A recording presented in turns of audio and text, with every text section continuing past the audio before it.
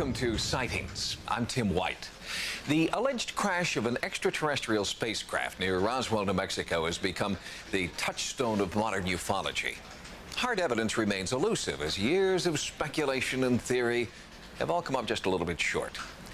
Now, a sheaf of documents that surfaced more than a decade ago is leading some experts to believe that not only have extraterrestrials visited our planet, but also that the U.S. government has known about it from day one.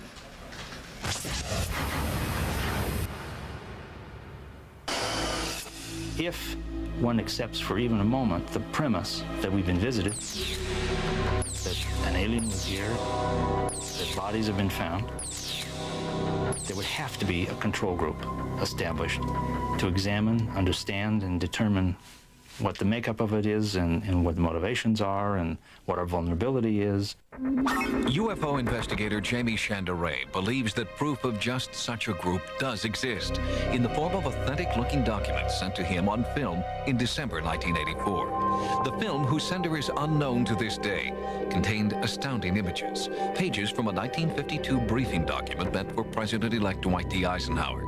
The memo describes a secret government UFO team working on the Roswell crash, a shadow cabinet codenamed Majestic, or MJ-12.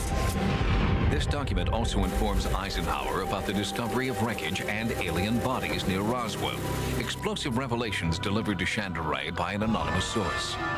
It was very interesting to me because it was analogous to Watergate in the sense that there was a deep throat who wanted to share information.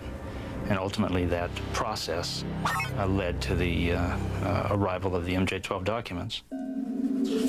More documents were to follow, and Chandaray suspects he was chosen to receive them because he was known within the intelligence community as a fair and impartial investigator of UFO phenomena.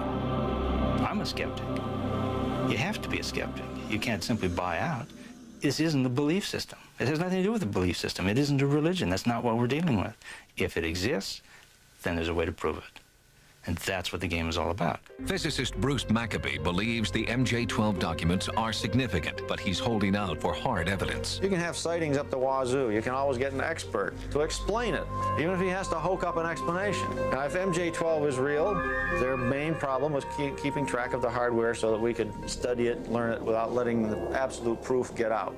Remember, it's the absolute proof. It's the bodies and hardware that cannot be duplicated here on Earth, which conclusively proves this stuff is real. The government's a multi-headed dragon, and sections of that change every 4 years. So you have this constant change going on in musical chairs. So if a group is going to indeed control this information in some fashion, it has to be a group that is in place continuously. With that kind of control comes the danger always. Well, who watches the watchers? Forget the motivations of the aliens for a moment. What's the motivations of those that control the information? Veteran UFO researcher Stanton Friedman believes that MJ-12 would have been motivated to keep quiet about advanced alien technology in order to protect national security in the tense Cold War standoff following World War II. There was a real belief in Washington that when Stalin got ready, he would attack. There was a general consensus that we were going to be in a battle to the end with the Soviet Union. And therefore, any kind of technological advantage we could get would be well worth having, and you couldn't possibly release that information to anybody. In researching his book on the Majestic 12 documents, Friedman meticulously verified every detail within the Eisenhower document. He investigated each supposed member of the group and found that they were the best and brightest military minds of the day, including Secretary of Defense James Forstall, high-ranking Army, Navy, and Air Force officers, and the first 4 directors of Central Intelligence. Only one name on the list didn't seem to fit. Publicly, MJ-12 member Dr. Donald Menzel was an astronomer at Harvard and a rabid UFO debunker. Menzel, in his position at Harvard, was in a perfect position to act as the astronomer telling the world this is all nonsense.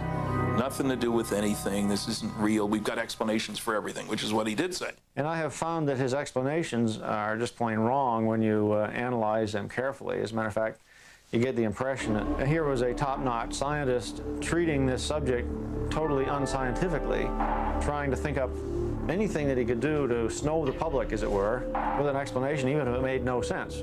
Now, it might seem, well, why would he be lying? Why would he do this? And others who would defend him say, oh, he wouldn't do this and he wouldn't do that. Well, of course he would. He absolutely would, as would every single one of those individuals, and they wouldn't tell their wives or anything else, because that was what was important for their country. Along with the Eisenhower briefing document, both Chandray and Friedman have found cryptic references to MJ-12 in declassified government documents, but nothing has bolstered the authenticity of MJ-12 more than this. More anonymous films sent to ufologist Don Berliner in 1994. On it, a supposed military field manual dated 1954. This was a set of instructions, really, to retrieval teams who would be at the scene soon after an event took place in which a saucer had crashed and in which there were bodies and wreckage. How to wrap them, what kind of boxes to use, where to send the pieces, what the cover stories were. And one of the things that comes through loud and clear is they wouldn't have put such a manual together unless this had happened more than once. Which makes you wonder, so how many of the crashes were there? How many bodies were retrieved? For verification of the new manual, Friedman turned to a former colleague, retired McDonnell Douglas scientist Dr. Robert Wood. If Wood, an expert in the detection of forged documents, could authenticate the manual, Friedman felt he would have proof of a government alien conspiracy. My initial reaction when I first saw them was, if this is genuine, why, it's dynamite, like the smoking gun. Dr. Wood was painstaking in his examination of the document pages, comparing it to an authentic Army field manual from the same period. The size of both manuals was identical, conforming to the standard 6:9 ratio for government field manuals of the era. And Dr. Wood examined this seal, which other experts insist is proof that this manual is a fake. If you look at the front of this document, at the bottom, there's a logo that says War Department. And the War Department was actually eliminated at the end of World War II. So you'd expect they would have stopped using the logo. But in fact, the Army, in its field manuals, continued to use the War Department logo up until as late as 1960. And we have exact copies of such manuals. If these documents are genuine, they prove the case. You don't need anything more. And, Friedman says, we are not the only ones who will suffer from continued secrecy. I think one of the reasons they're coming here is to make sure we don't go out, to take our brand of friendship, namely hostility, other places. This is truly a primitive society whose major activity is tribal warfare. So I don't think we can expect aliens to deal with us as equals. We're not. We haven't earned our place at the Galactic Federation Round Table. Both Stanton Friedman and Jamie Chandray believe the clandestine Majestic 12 still exists today. Chandray also told Sightings that he believes the U.S. Air Force will soon release MJ-12 documents of its own, which will profoundly change the way the world views the UFO phenomenon.